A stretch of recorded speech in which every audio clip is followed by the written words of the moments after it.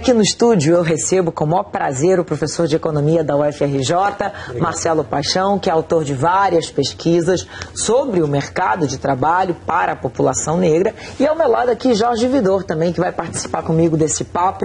Professor Marcelo, muito obrigada. Obrigado, é um prazer tê-lo aqui novamente. Bom, a gente está acompanhando aí festas, comemorações, felizmente, quer dizer, é uma data para se comemorar sem dúvida nenhuma, para enaltecer a cultura, que é parte fundamental da nossa cultura brasileira. Agora, a gente pode comemorar tanto assim no mercado de trabalho?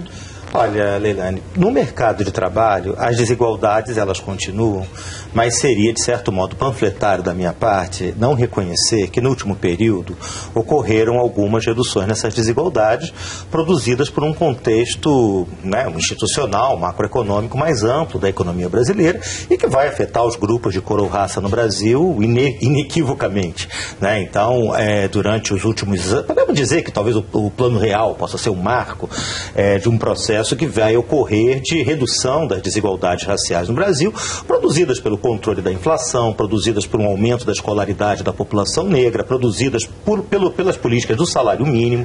Cerca de 1/3 da força de trabalho preta e parda no Brasil recebe justamente o mínimo, e é claro que aí vai ter algum efeito na medida em que haja uma valorização do piso nacional, e própria política do Bolsa Família, cerca de 70% dos beneficiários do programa Bolsa Família são formados por pessoas pretas e pardas, e esse conjunto de indicadores, eles vão mais ou menos sendo solidários uns aos outros e vão produzindo um cenário de redução de assimetrias, principalmente quando medidos em nível do rendimento. Agora, isso é um fato que tem que ser comentado. Nós editamos no laboratório, no LAESE da UFRJ, temos um boletim eletrônico de acompanhamento das desigualdades raciais no mercado de trabalho, e a gente percebe que houve um movimento realmente forte de redução das desigualdades raciais nesse período.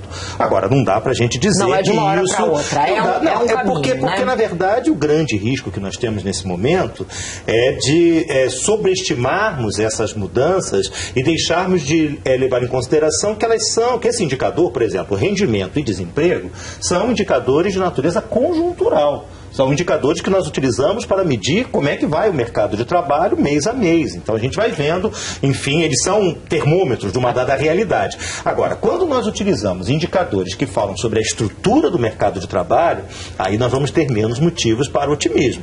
E até se a gente usar indicadores como segurança e violência, aí então a gente muda completamente o panorama. Se utilizar indicadores como, por exemplo, homicídios, se utilizar indicadores como, por exemplo, a incidência da mortalidade materna, esses indicadores não nos levam a uma abordagem tão otimista. Recentemente nós fizemos, até o nosso querido Anselmo Góes nos deu divulgou essas informações, fizemos uma pesquisa atualizando o índice de desenvolvimento humano da população branca e preta e parda do Brasil.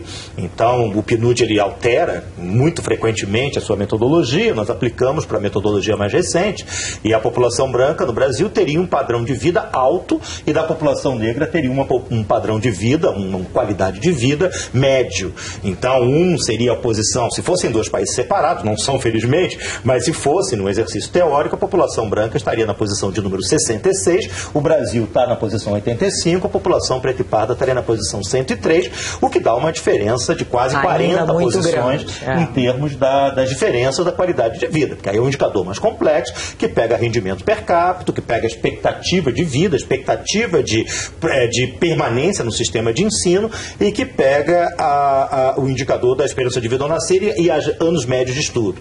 Então, quando você combina esses indicadores, você vê que tem uma diferença muito grande. Então, não é deixar de reconhecer que, no último período, muitas políticas contribuíram para a redução das desigualdades. Mas, por outro lado, também é de salientar que o caminho a ser percorrido ainda é muito grande.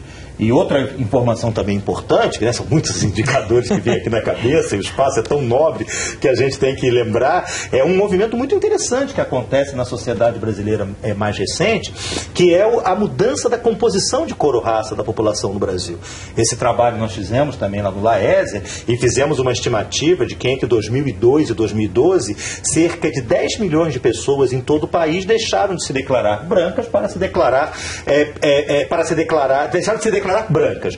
E sendo que aumenta em 5, alguma coisa milhões o número de pardos e 4, milhões o número de pretos. É a consciência negra. Não, eu acho que é uma consciência nacional.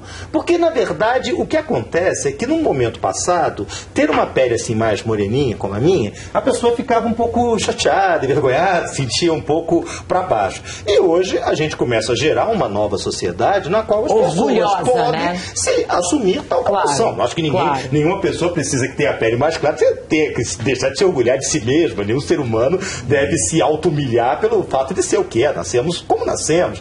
Mas é o fato de que, infelizmente, durante muito tempo, pessoas com peles mais escuras se sentiam mais envergonhadas ou com maiores constrangimentos de se assumir, e isso não me parece que seja algo razoável, nem para um ser humano.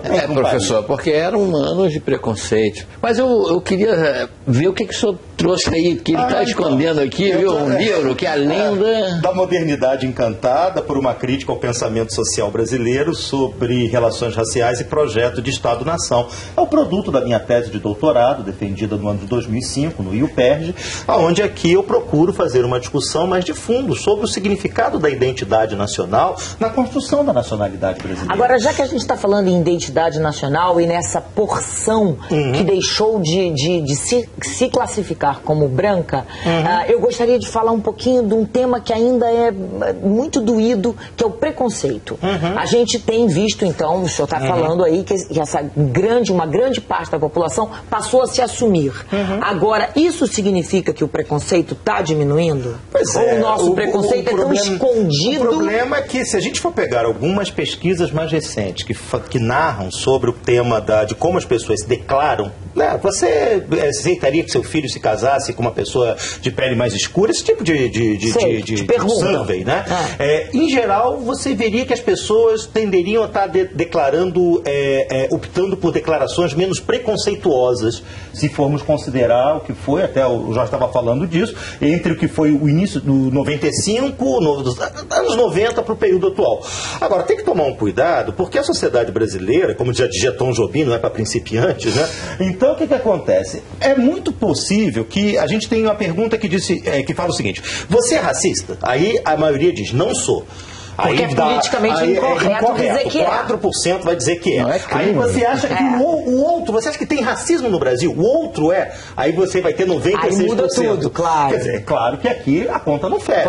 Claro. Né? Então, ainda existe preconceito? Ainda existe, porque essas formas culturais que se entranham no interior de uma sociedade, elas, para serem alteradas, isso é um longo trabalho que envolve, de um lado, políticas públicas que promovam a igualdade, e, de outro lado, políticas de conscientização. A criminalização já foi muito importante. Agora, muitas vezes esse racismo está disfarçado, né? Está disfarçado aquela coisa do preto de alma branca, aquela coisa feia que ainda acontece. Todas essas formas de manifestação, elas são formas de manifestação que são utilizadas, em última instância, para congelar posições sociais.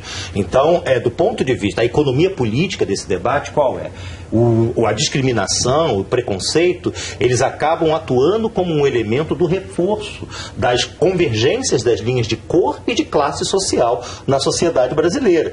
Então, muitas vezes as pessoas discriminam, são preconceituosas num sentido quase que instrumental. Quero garantir a minha posição e rebaixando o outro, seja qual for o critério, pode ser a cor, pode ser o critério da ancestralidade, do local de nascimento, da religião.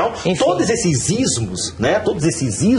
Eles são utilizados como um mecanismo de congelamento de posições sociais. E se nós estamos trabalhando dentro de uma agenda pró-equidade, então nós teremos de enfrentar esses tantos ismos no sentido da construção de um país que tenha parâmetros. Porque no século XX, né, nós tivemos uma agenda do desenvolvimento econômico como a chave única daquilo que as elites brasileiras perseguiam. Professor, esse é um assunto fascinante. Eu acho que o Vidor tem mais... Não. Eu queria falar da presença do ministro Joaquim Barbosa, que sem dúvida nenhuma é um marco na posição mais importante. Do ponto de vista...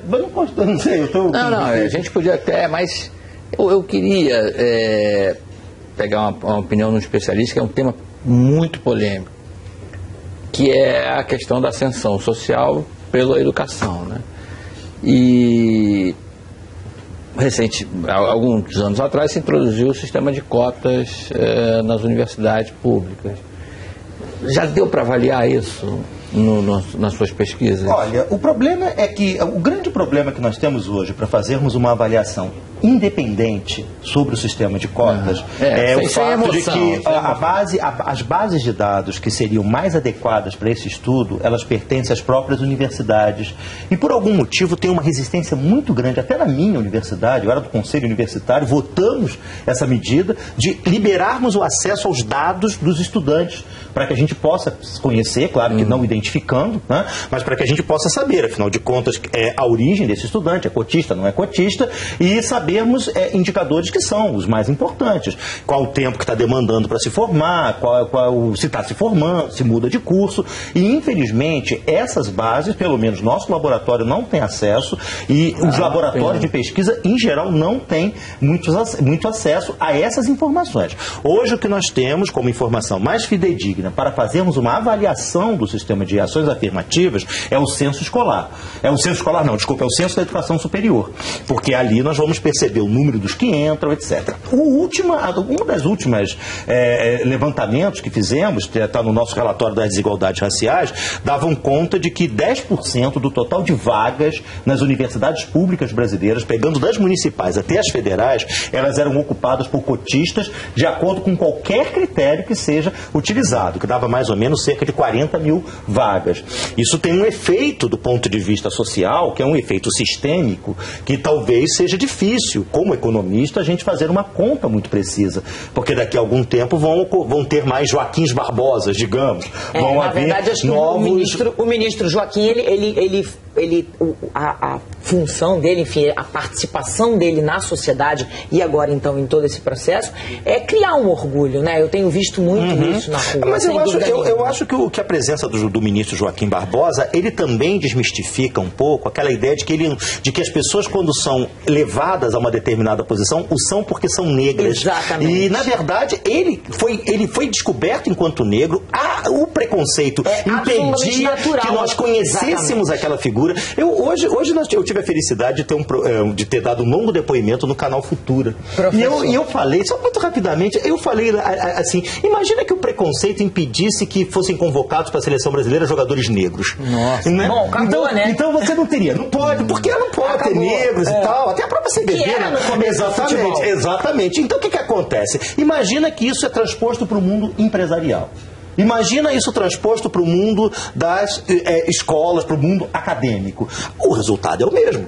Nós perdemos, assim, fazendo paralelo, o Pelé, o Romário, o Jairzinho, o Paulo César, o Ronaldinho, nós perdemos grandes talentos que é impossível que se restringam apenas ao futebol. Onde o preconceito não existe, eles estão no teatro, estão no balé, mas tem que eles acabam. Tem que Exatamente. E nas faculdades de economia também. Nas faculdades de economia também, que é um local onde tem uma resistência muito praticamente economistas negros.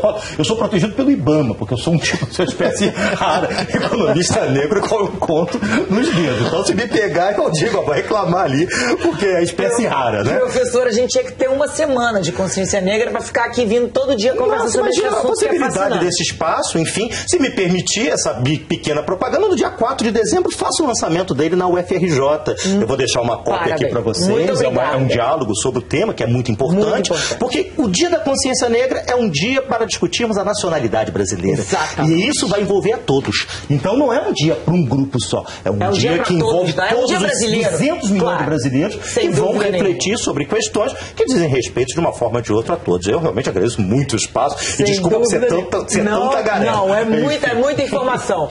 Vidor, muito obrigada. Professor Marcelo, mais uma vez, muito obrigada. É um prazer ouvi-lo. Igualmente. É muito bom estar com vocês.